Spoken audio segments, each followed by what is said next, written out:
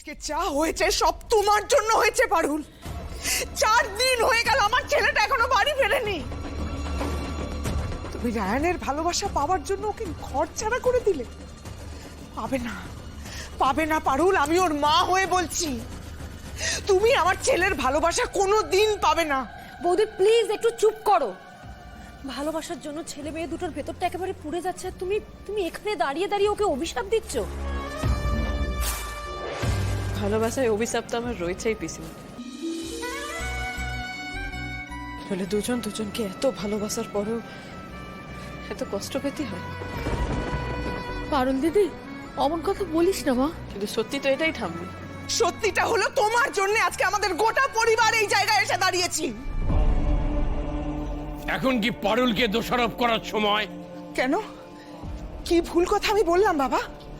আপনারা এই পরিবারের সকলে মিলে আমার ছেলেটাকে তিলে তিলে শেষ করে দিলেন, আর এই মেয়েটাকে আমার ছেলের ঘাড়ে চাপিয়ে দিলেন। এই মেয়েটা নিজের হাতে আমার ছেলেটার জীবনটা শেষ করে দিল।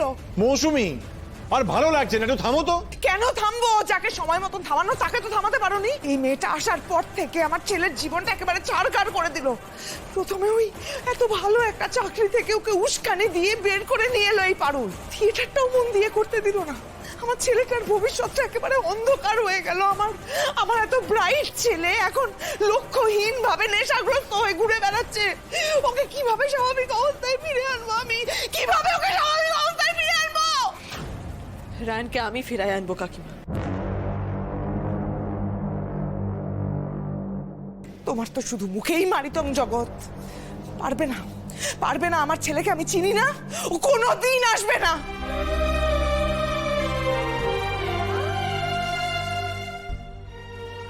বড় বৌমা যাই বলুক না কেন, আমি জানি পারলে তুই পারবি। আমার নাতিকে আমার কাছে ফিরিয়ে দে পারুল দিদি। ও যে আর ওর মধ্যে নেই। এই কটা দিন আমি দমে কেঁদেছি, কিন্তু আমি আর কাঁদবো না দাদু। আমাকে শক্ত হতে হবে, যেভাবে হোক রায়ানকে ফিরাই নিয়ে আসতে।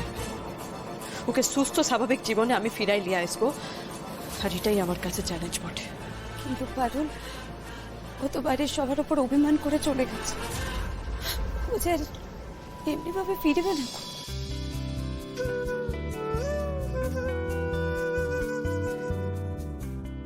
রায়ান যেরকম ডিস্টার্ব হয়ে আছে, তুমি রায়ানকে ফিরিয়ে আনবে কি করে পারো? ওকে হারাই দিয়ে। হারিয়ে দিয়ে মানে? হারই একমাত্র জিনিস বটে যেটা রায়ানকে ট্রিগার করে। ও হেরে যেতে ডর খায়, কারণ he is a born fighter.